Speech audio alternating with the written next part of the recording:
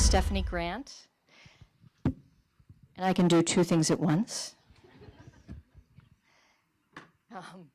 I co-direct with Richard McCann the Visiting Writers Series. This is the last event of our, I'll just hold on to it, the last event of our semester, and I am delighted to have you all here. I co-direct the series with Richard McCann, who, alas, couldn't be here this evening.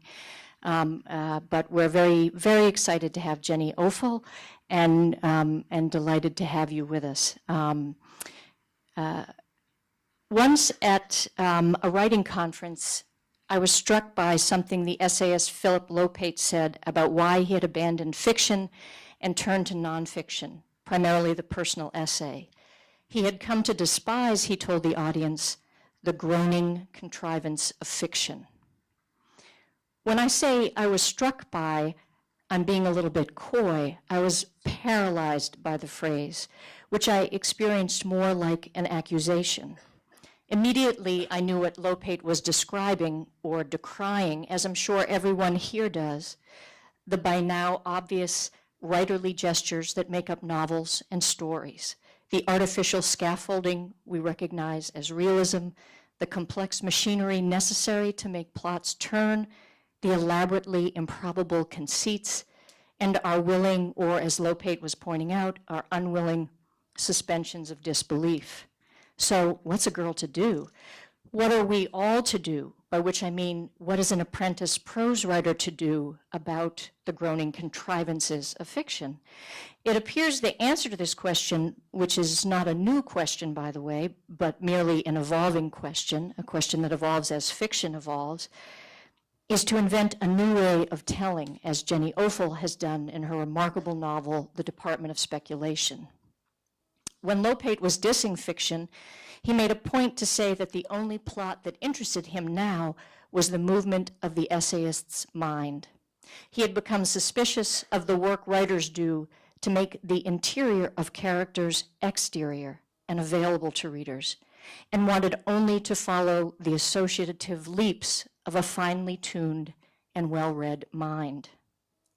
Enter The Department of Speculation, a novel that embraces the banal, married life, parenting, what could be more banal, the evils of bedbugs, perhaps, without ever feeling less than urgent.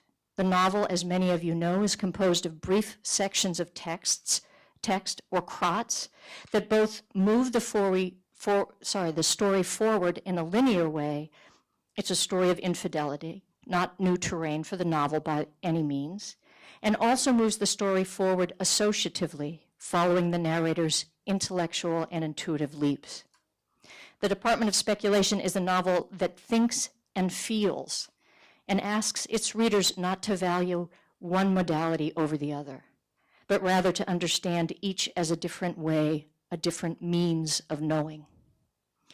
Take, for example, this quote from the Arctic explorer Frederick Cook, which the novel's narrator includes in her story even before her marriage begins to fall apart.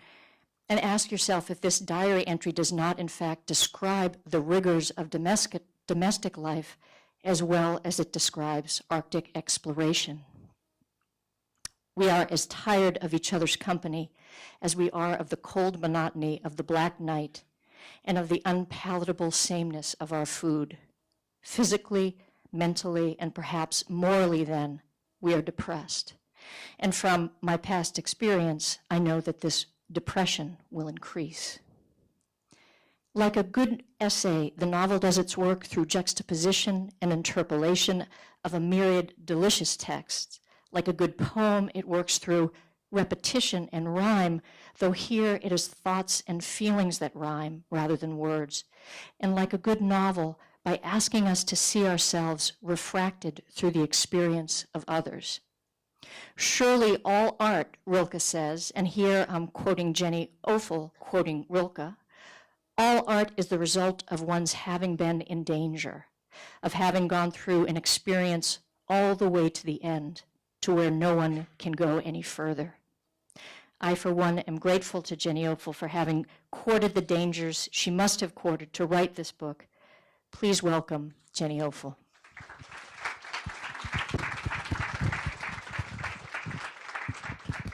And please silence these. Thank you so much for that lovely introduction.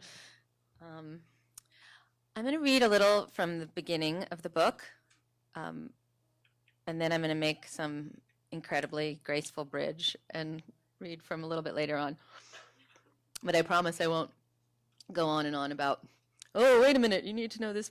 You know, when people come and they give a reading, and then in the middle of it, they're like, oh, no, you got to know that her favorite color. And you're just like, oh, just read.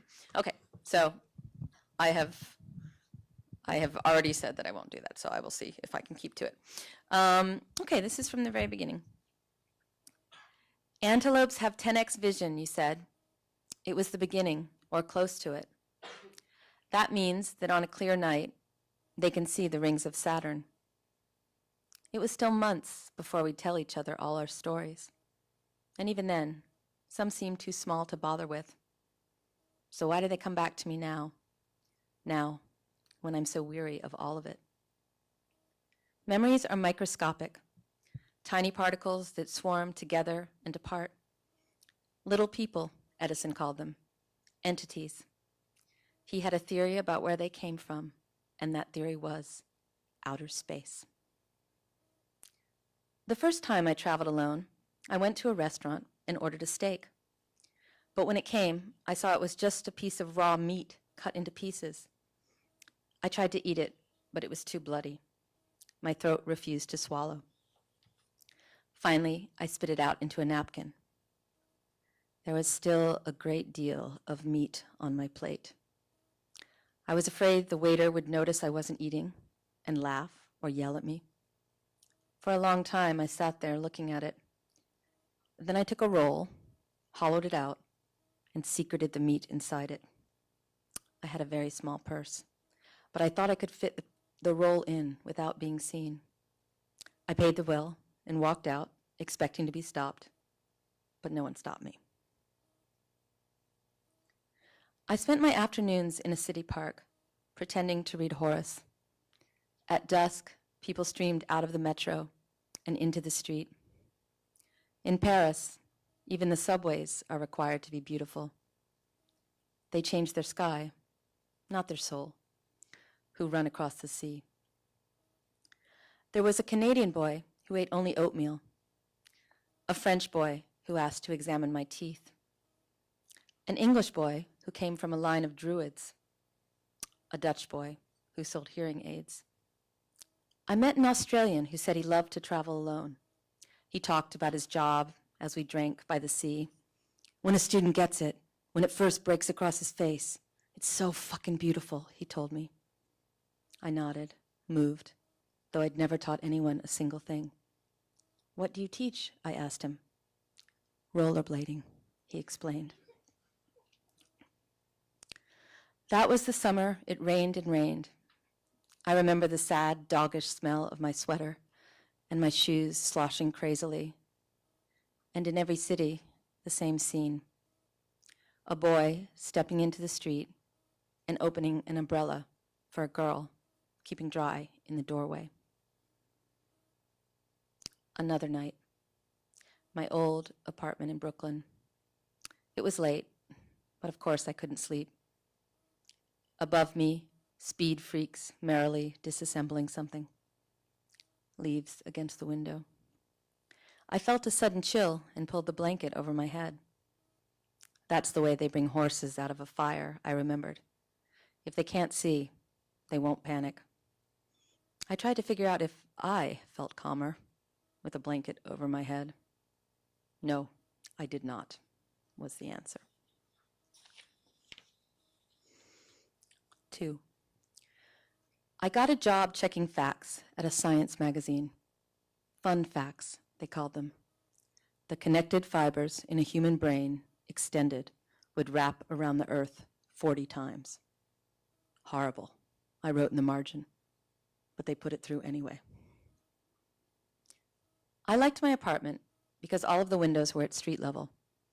In the summer, I could see people's shoes, and in the winter, snow. Once, as I lay in bed, a bright red sun appeared in the window. It bounced from side to side, then became a ball. What the biologists say. Life equals structure plus activity. Studies suggest that reading makes enormous demands on the neurological system. One psychiatric journal claimed that African tribes needed more sleep after being taught to read. The French were great believers in such theories. During World War II, the largest rations went to those engaged in arduous physical labor and those whose work involved reading and writing. For years, I kept a Post-it note above my desk. Work, not love, was what it said. It seemed a sturdier kind of happiness. I found a book called Thriving, Not Surviving in a box on the street. I stood there, flipping through it, unwilling to commit. You think that the mental anguish you are experiencing is a permanent condition, but for the vast majority of people, it is only a temporary state. But what if I'm special? What if I'm in the minority? I had ideas about myself, largely untested. When I was a child, I used to write my name in giant letters made of sticks.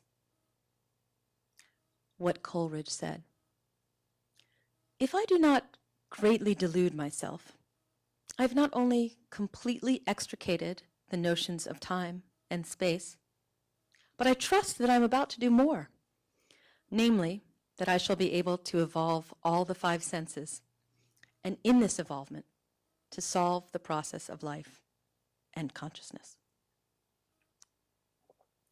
My plan was to never get married. I was going to be an art monster instead. Women almost never become art monsters because art monsters only concern themselves with art, never mundane things. Nabokov didn't even fold his own umbrella. Vera licked his stamps for him. A bold plan was what my friend, the philosopher, said. But on my 29th birthday, I turned my book in. If I do not greatly delude myself, I went to a party and drank myself sick. Are animals lonely? Other animals, I mean? Not long after that, an ex-boyfriend appeared on my doorstep. He seemed to have come all the way from San Francisco just to have coffee. On the way to the diner, he apologized for never really loving me. He hoped to make amends. "Wait," I said. "Are you doing the steps?"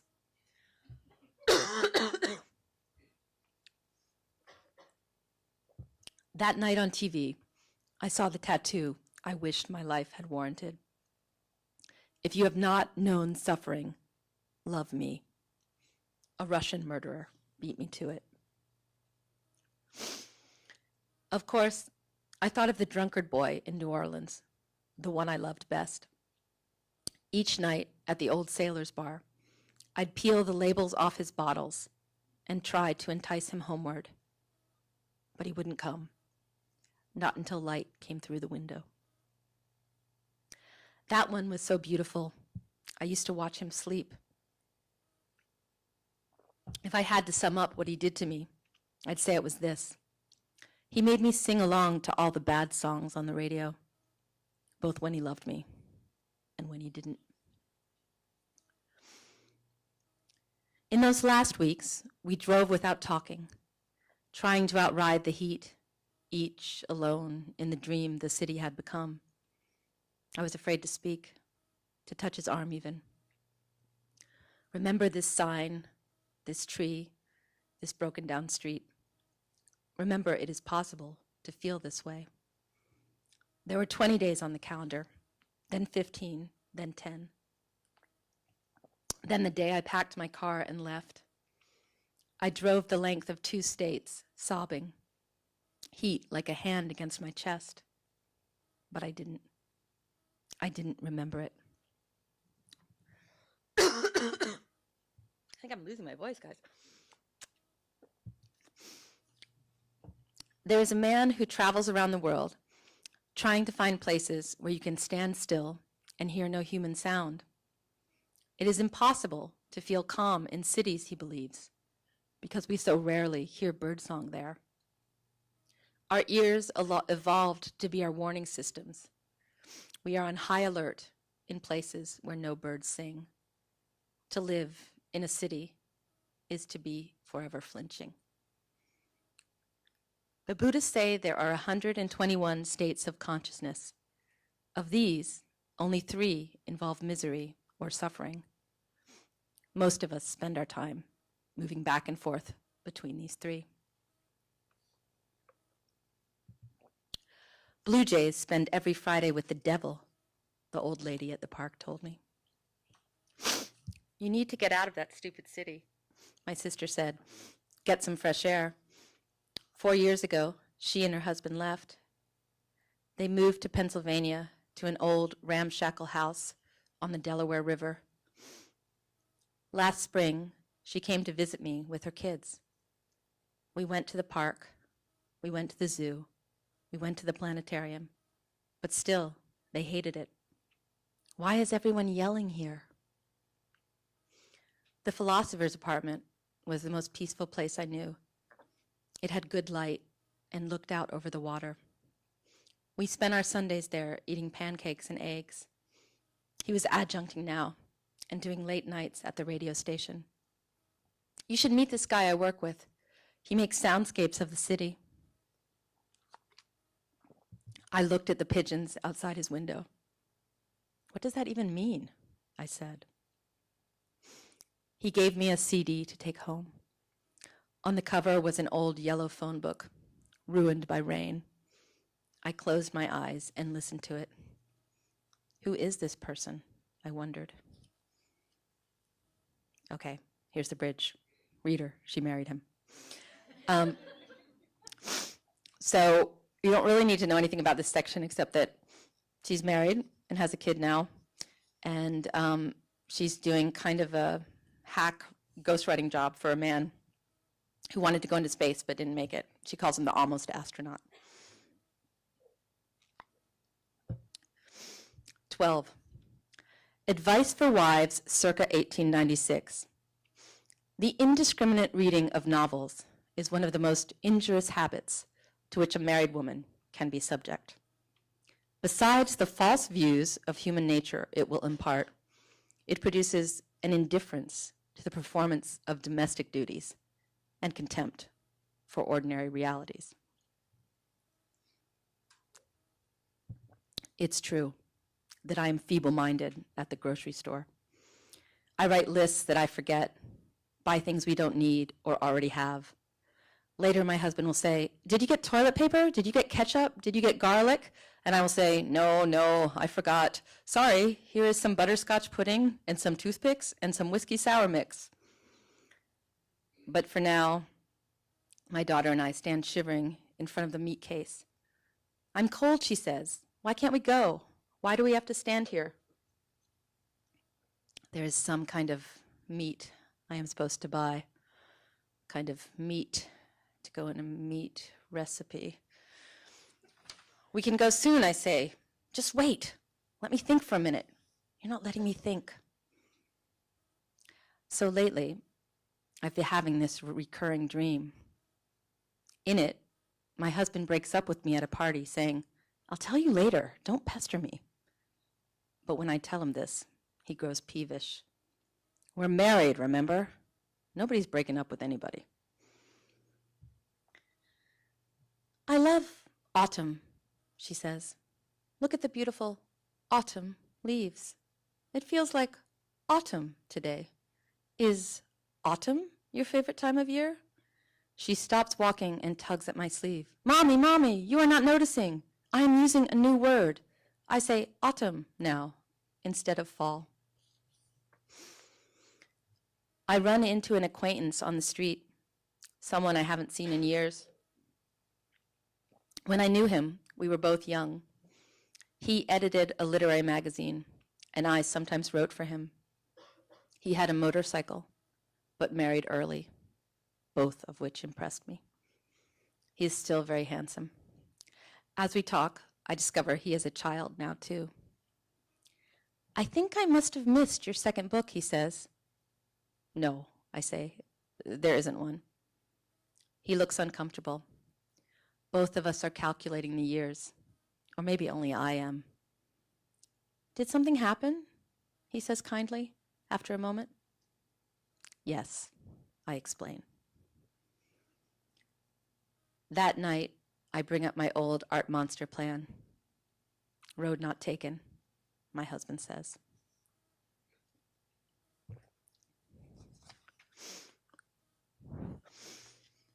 I had this idea in the middle of the night that maybe I could stop working for the almost astronaut and get a job writing fortune cookies instead. I could try to write really American ones. Already, I've jotted down a few of them. Objects create happiness.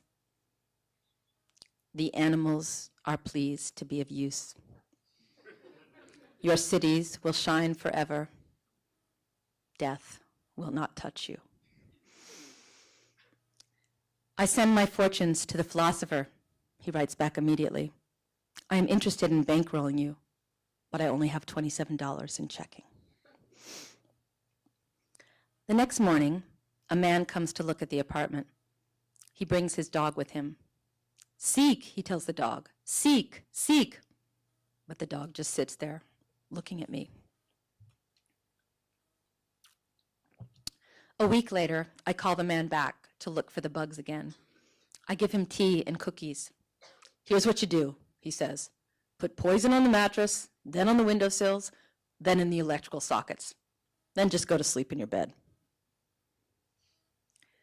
But the kid upstairs knows all about it already. Can I give you a little piece of advice, he says? Throw out everything you own. I read an article written by a woman living alone who got them. She talks about how depressing it is to have no one to help her with all the spraying and washing and cooking and bagging. She spent all her money, hasn't had a date in years. I show it to my husband. It's true. We're lucky, he says. A few weeks later, they send a note home from her school about lice. Mothers drive across town to the Orthodox neighborhood to see the nitpicker. $100 a head is what she charges them. She is very thorough, the mothers claim, worth every penny. But my husband is thorough too. He goes through our hair, then holds the comb up carefully to the light. Do you know why I love you? My daughter asks me. She is floating in the bathwater, her head lathered white. Why? I say. Because I am your mother, she tells me. There's a video I have seen, which I cannot unsee, that shows them avoiding the poison by climbing the far wall, crossing the ceiling, and then dropping onto the bed. And another one, even worse, in which a woman films herself waiting up all night beside her daughter's bed with a lint roller. What Simone Weil said, attention without object is a supreme form of prayer. The almost astronaut calls me at all hours now to talk about his project. I think it's going to be a bestseller, he tells me. Like that guy, what's his name? Sagan? Carl? No, he says. That's not it. Something else. It'll come to me. A few nights later, I secretly hope that I might be a genius. Why else can no amount of sleeping pills fell my brain? But in the morning, my daughter asks me what a cloud is, and I cannot say. Thank you.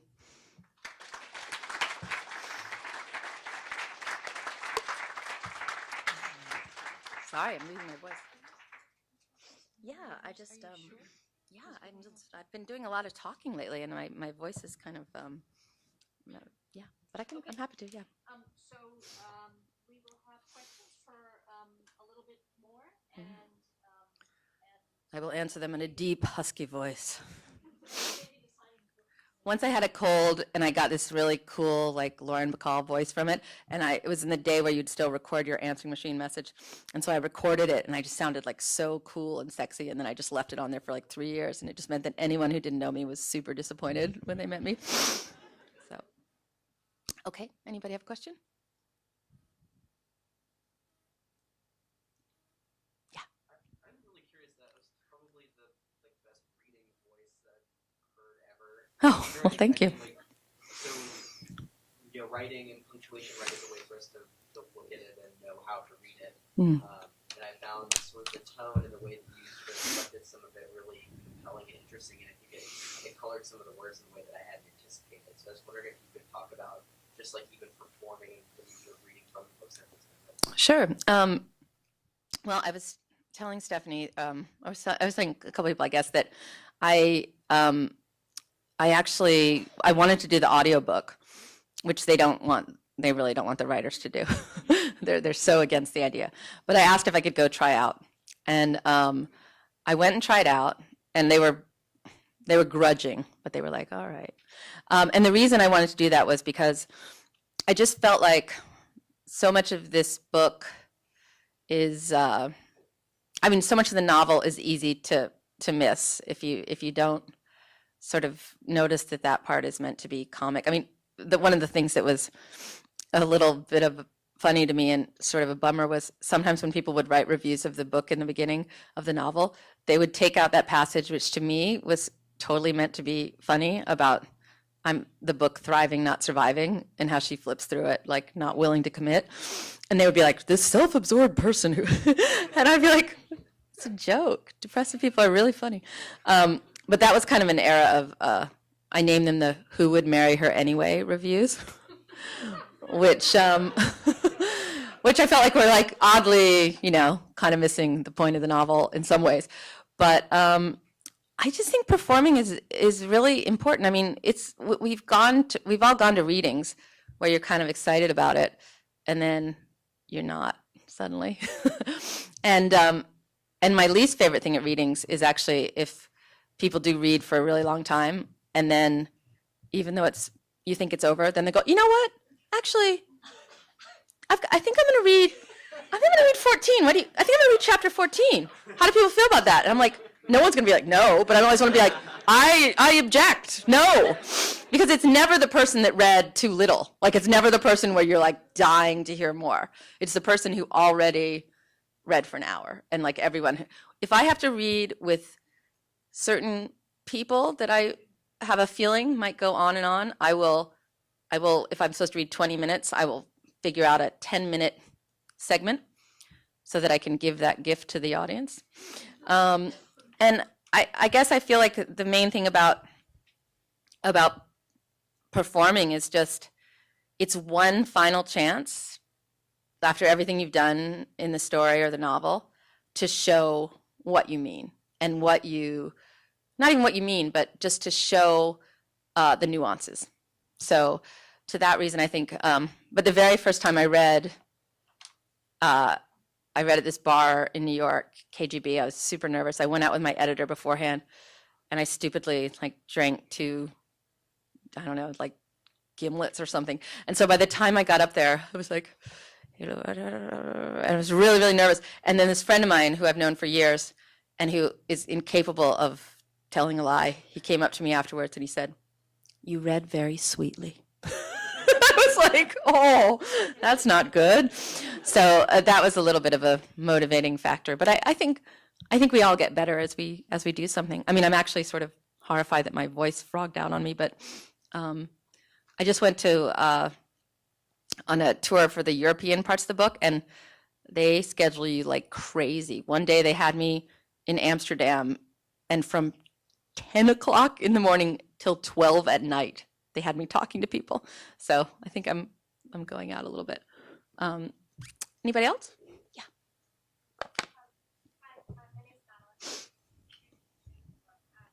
Thank you.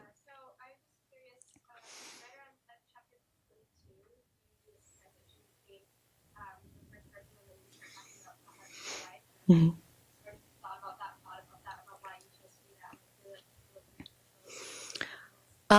Yeah, I do that because, I mean, I wanted to match the point of view, how close it is, to how close the narrator feels at any point to her husband.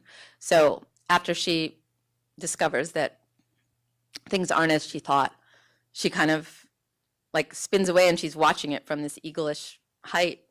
And I think that that feeling of almost floating above yourself, it's like a moment almost of like vertigo, or you suddenly are like, where am I? And the scales are all off. I felt like I wanted to write that first scene like that she suddenly just sees herself as the wife, also because it's such a common story, such a shop-worn theme. I mean, we could have been done with this theme when Flaubert wrote Madame Bovary.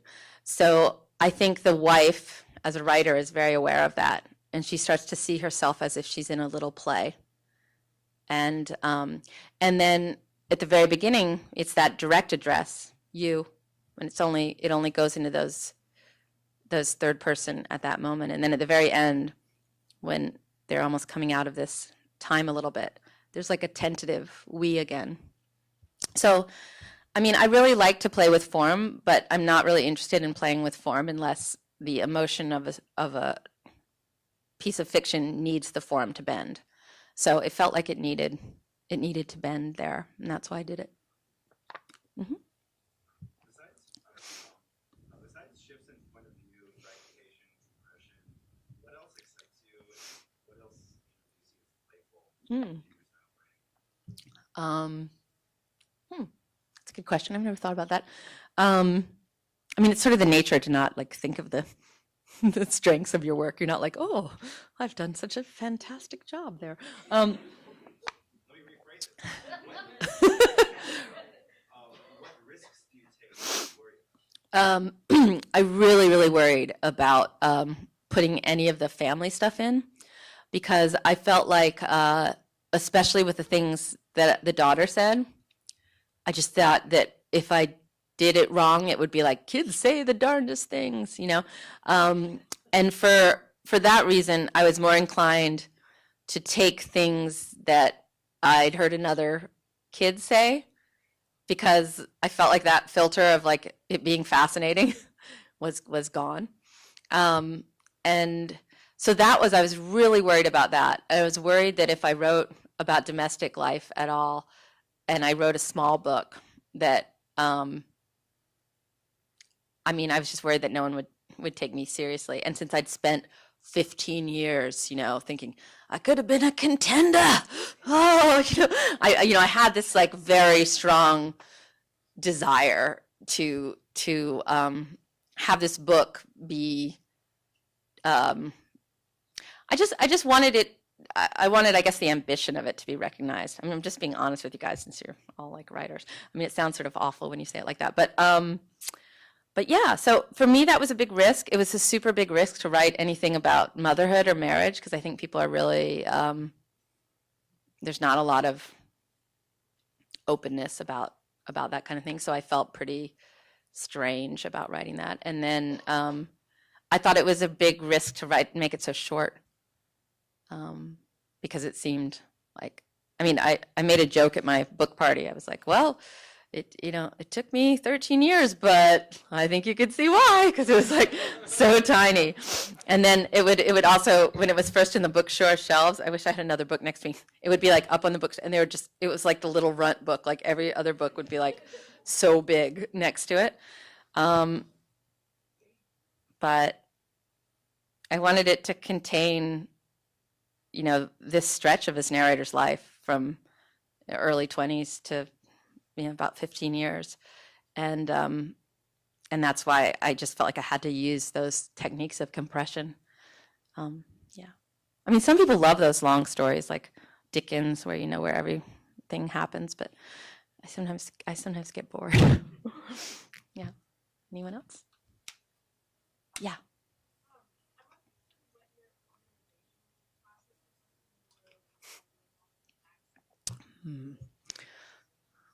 Yeah. Well, I'll tell you one of the things I did that was kind of like a device. I printed super bad for the environment, but I printed out these little fragments on separate pieces of paper, and then I hole punched them and I put them in a loose leaf binder. And the reason I did that is because then I would move them around and I wouldn't be so attached to the way they initially were. I feel like sometimes I find in my own writing that if I've connected two sections and I'm looking at it on the screen, it's like a tar pit. Like if I go in there, I'm just going to be like, oh, but that has to be there. And it almost is freeing to not see that thing next to it and be like, oh. And sometimes it would make me realize something could go out. And sometimes it would just be really like a surprise. Like I think I put that sparrows thing, which was something that I'd found in a book about like the 1890s in New York, and I had forever. And I just thought, oh, I'm writing about this miscarriage. Like I felt like I needed a different beat. And then I look, but organizationally, I'm really a mess. Like I will have an idea that I have that sparrows thing, and then it'll take me an entire day to find it because I filed it under like, scrap 1, scrap 17, scrappy scrap, or something. And it's just, it's just a total disaster that I can never find it. So this one I'm trying to be a lot more organized, but I think it's fun for me to have like a little bit of an element of chance in my work. A lot of visual artists do that, and I think it's really it also takes some of the oh my god, I have to figure this out with my analytical brain part out of it, because you can be open to maybe something happening that might be better than what your analytical brain would have come up with, because that can be reductive. Yeah. Anybody else? Yeah. Have the idea for, like, what came first, the plot and the idea what you wanted to write about, or the form? How did that? I had the other novel that this sort of came from. It sort of went around some of the same themes, I guess, but it was from the point of view of a student who married her professor, had an affair with him and married him. And so the wife, you never heard her story.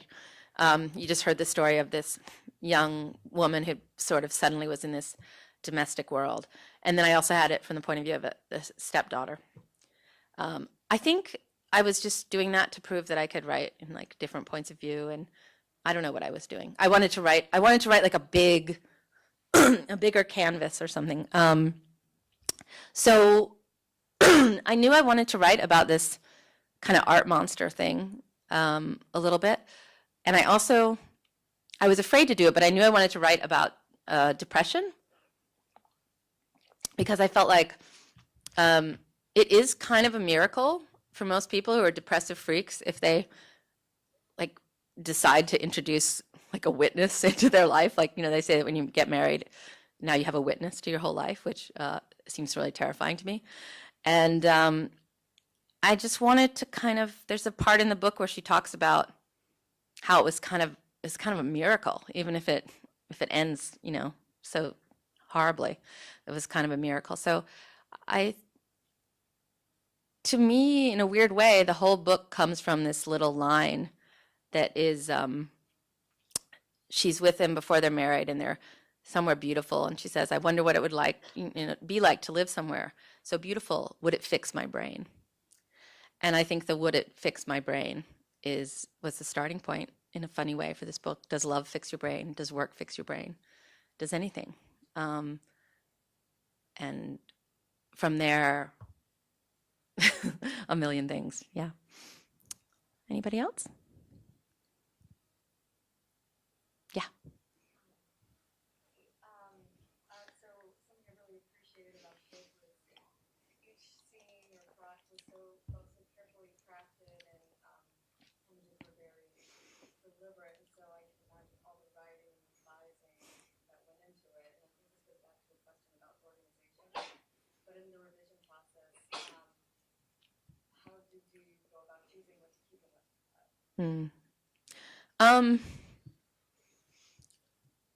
I'd be more inclined to just drop it if I couldn't make it right after a few goes at the paragraph. I would think maybe I can't, maybe this isn't supposed to be there, but it was less, I think it was the writer Stanley Elkin, he said that some people are taker-outers and some people are putter-inners. And I mean, obviously, you know which one I am. So it's not so much like I have this big thing and then it's for me, it's the generation of anything. It's like I'm like a Depression era writer. Like if I write something, like God forbid I can't make it right. And I also, I guess the part I'm leaving out about the way I wrote this book, because I don't know why I always leave it out. I think because I sound sort of, well, is that after I gave up on the crappy novel, I was supposed to fix it and I didn't. And then I took a year and I just wrote poetry. I mean, it's not poetry that's going to go see the light of day, but I just thought I need to go to that part. I need to go to images. I need to go to sentences. And I don't know if I didn't really think I was going to change and become a poet, because I did feel like I've been writing for 20, 25 years. And so there's certain things I know about what a sentence can do, and I don't understand the line the same way. But there's only one poem that made it whole into the book. Do you want to hear it? It's really short. If you didn't want to hear it, what would you do? You wouldn't. You couldn't do anything, right? It would have to be the. Okay, yeah. I'm doing the thing I said, aren't I? All right, I'm not doing it. Sorry. It's only a paragraph, but now I can't even find it. Here it is. Once ether was everywhere, the crook of an arm, say, also the heavens. It slowed the movement of the stars, told the left hand where the right hand went. Then it was gone, like hysteria, like the hollow earth. The news came over the radio. There is only air now. Abandon your experiments. So I wrote that looking more like a poem, and then I thought, oh, but I don't know how to write a poem. And then I put it as a paragraph, and that was one of those sort of like, accidents in a way, like sort of a moment where my brain did something weirder than what I was thinking of. So a few things made in and a few lines. The very last line of the book actually comes from something that I had written somewhere else. But it was a really good thing to have done. I mean, it felt like a bad choice career-wise, but I don't really think about that stuff. I mean, I sort of feel like careerism is just death to like good writing. I mean, you can't be thinking of if it's a good decision for your. I don't know. You have to make a decision for your novel, your book. Like that's sort of like the higher authority, I think. So that's what I tried to do with this book, and luckily it wasn't a complete disaster. Could have been, right? I could be just home in bed with like a whiskey bottle. Not that I'm not going to do that tonight. I'm just kidding. Anyone else? Good. Yeah. Did they let you do the audiobook? They did, yeah. The funny thing is, this is weird, but I never really listened to like an audiobook, like a kind of a modern one. Like I'd listened to half of Anna Karenina when I was driving across the country once, and then someone broke into my car and they stole like all my stuff, and they stole the last tape of Anna Karenina, and they also stole. I had one of those cereal packages that's like, you get like 4 good ones, like sugary ones, and then there's like so the thief took all those and left me like the Special K, and the first part of Anna Karenina, and just took everything else that I had. So I hadn't really listened to audiobooks since that, and then. That book, The Flamethrowers, it was like a big thing last year. So I got invited to be in a book club.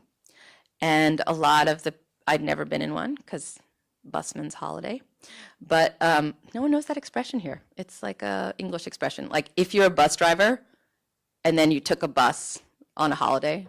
Okay. Being very, very digressive. What were we talking about? What was it? No. Audiobook. So I wanted to do this so that they wouldn't, I heard the end of Flamethrowers and it was just on the audio. I thought it was so bad. It was like, and then it was really like sort of this like big voice for this moment and then like music coming up and it was just, oh. So I read the whole book and then when it came out, I listened to a little bit of it. And I was like, I'm so glad that I got to read the ending and no one else did. And then my mother called me up and said, oh, we listened to the audiobook, and I know that you were so worried they'd put music or something, but I think the music sounds really good. I was like, no! They did, so they put some kind of like swelling, which is just kills me because, you try to do that with words, but yeah, it's a little more of maybe the jokey parts come through if I read it, and probably if an actor had read it, it would be read a little, the character voices would be better and all that kind of stuff. Yeah, so. Anybody else? Yeah. Did it ever have any different titles than? Yeah, it had a couple different titles. It was called Bad Novel for a while in my file. Bad Novel. It was called Is It an Hour? Which I really like, actually. But it's from when the family's finally leaving town, and they tell the girl, right, it's going to be like 4 hours until we get there. And then she just asks like every couple of minutes, is it an hour? Is it an hour? And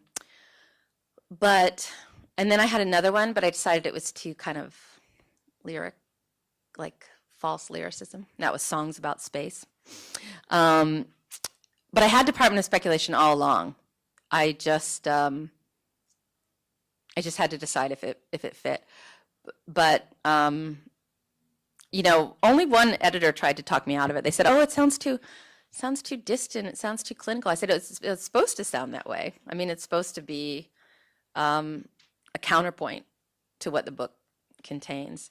So I don't know. I like to think of titles because it's sort of like your first entry point into a book. But some people hate it, and I have like a secret life sometimes of just naming other people's books for them. They'll send me a manuscript or something. So yeah. Anybody else? So, One more. Is there one? Oh no, or should we stop? you tell me. Okay. Ideas for writers about how to come up with names of stories that aren't completely generic and forgettable, something that you can Google it and not come up with 50 million other writers' stories. So the titles for your stories. All three of those came from the text, and I am inclined to go to the text for something, but I also think that you just have to have a title that adds to the story in some way. So it shouldn't be symbolic. It shouldn't tell you what this. Shouldn't like foreground the meaning of it. There's nothing worse than reading a story that supposedly is going to have like some surprise to the plot, but like the title of it is like The Accident, and you're like reading it and you're like, oh, they're in the car. Oh, they're in the car. I wonder what's going to happen, So I think I think when in doubt to go for quiet, like a quiet title, but look first in your fiction and see if you can find it, and remember it's your first chance to have a potential counterpoint. So the title and then what comes next, all of that goes together, so it's in a way it's the first line of your story. Yeah. Thank you guys so much for coming.